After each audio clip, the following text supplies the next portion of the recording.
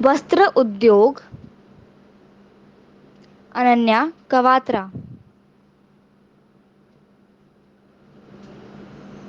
भारत बेहतर के लिए बदल रहा है। हमारे आदरणीय प्रधानमंत्री नरेंद्र मोदी जी ने कई पहल किए हैं हमारी कपड़ा इंडस्ट्री के लिए।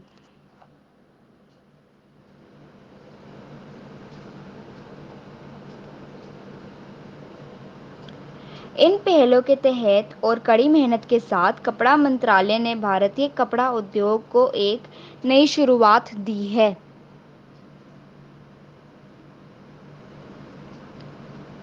हैंडलूम केंद्र में की समृद्ध विरासत को नई ऊंचाइयां देने के लिए सरकार ने 7 अगस्त 2015 को हैंडलूम इंडिया ब्रांड लॉन्च किया था।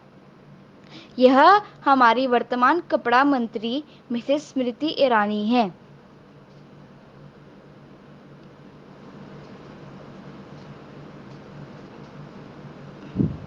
वर्ष 2014-2016 के दौरान भारत ने उद्योग के विकास पर अधिक ध्यान दिया था।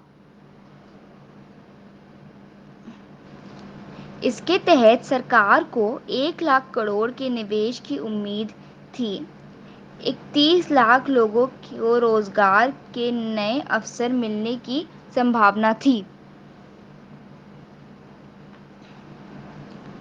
मेक इन इंडिया के तहत पूर्वोत्तर राज्यों में कपड़ा निर्माण केंद्र की महत्वाकांक्षी योजनाएं की आधारशिला रखी गई। इस योजना के तहत पूर्वोत्तर के सभी राज्यों में परिधान निर्माण क्षेत्र बनाए गए थे।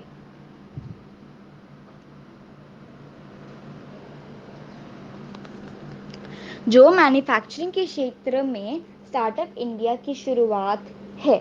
यह केंद्र उत्तर पूर्व क्षेत्र में है। पूर्वोत्तर क्षेत्र में उद्यमिता को प्रोत्साहित करने के साथ साथ इन केंद्रों को लगभग 10,000 नए रोजगार के अवसर भी प्रदान किए गए।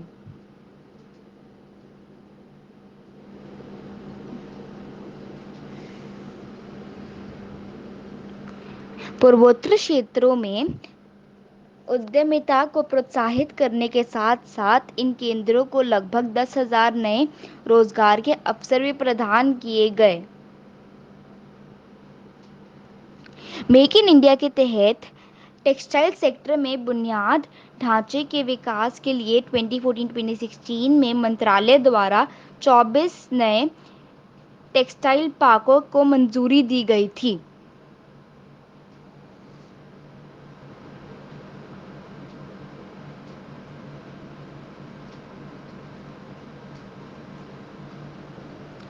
हमारा कपड़ा प्रसंस्करण क्षेत्र, जो पहले असंगठित लोगों के लिए अनियोजित था, जिनके मोझिले और छोटे इकाइयां गंदे पानी के कारण बंद हो रही थी, कपड़ा मंत्रालय ने इन पर तुरंत संज्ञान लिया और आईपीडीएस के तहत 6 कॉमन एफ्लुएंट ट्रीटमेंट प्लांट स्थापित किए गए।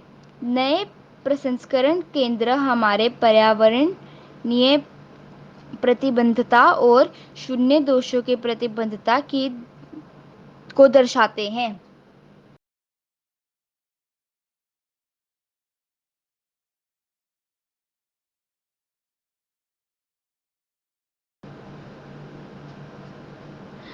Skill India make in India की आधारशिला है।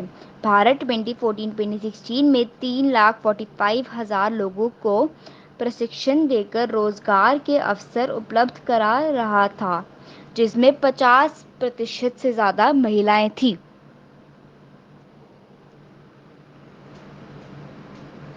इन योजनाओं की सबसे बड़ी उपलब्धि यह है कि इसमें कपड़ा उद्योग की सीधी हिस्सेदारी है,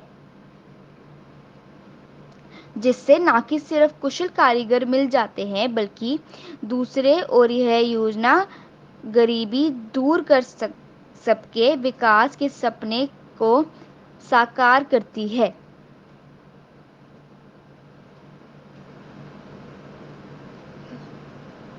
कालीन बनाई और हस्तशिल्प जैसे स्वदेशी कौशल के विकास की ओर पहली बार नजर दी गई है।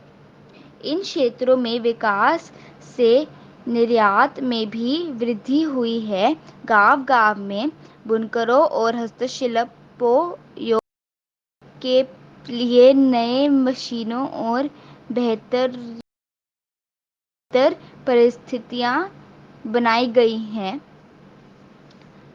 ग्लोबल रिसेशन के कारण अन्य क्षेत्रों के निर्यात में गिरावट आई।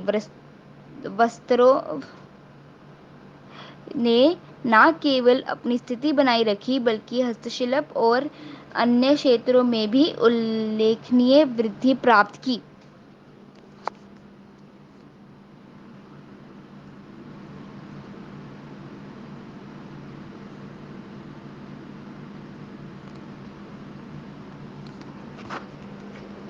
रेशमी के उत्पादन और गुणवत्ता में पर्याप्त वृद्धि हुई है, जिससे रेशमी के निर्यात में प्रयुक्त मूल्यवान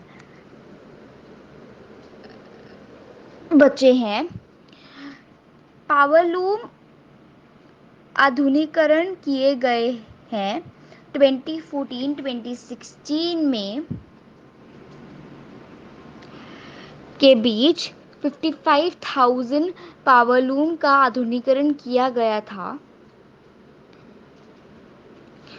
कपास क्षेत्र में भी आया है बदलाव।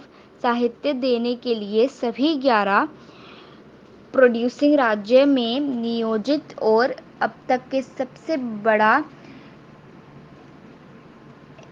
एमपीआर लॉन्च किया गया। पटसन क्षेत्र में भी आया है नया विविधीकरण और सुधार।